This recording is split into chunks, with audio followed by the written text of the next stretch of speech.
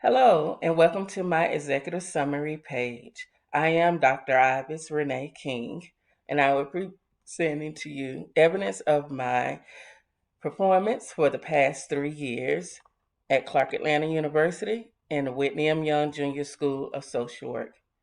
This dossier covers periods between the fall 2018 through the summer of 2021. As an overview, we'll notice that I will be discussing teaching strategies and teaching courses over 23 courses, primarily in the BSW program. Additionally, I'll show evidence of me writing as a co-PI for 2 grant proposals, 1 peer review article, as well as producing a monograph.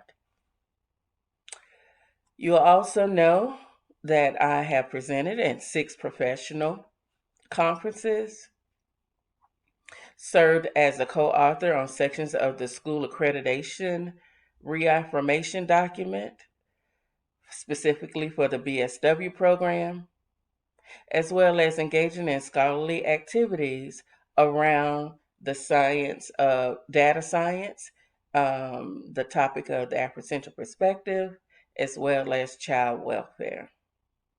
I look forward to your reviewing and commenting on my performance. Thank you.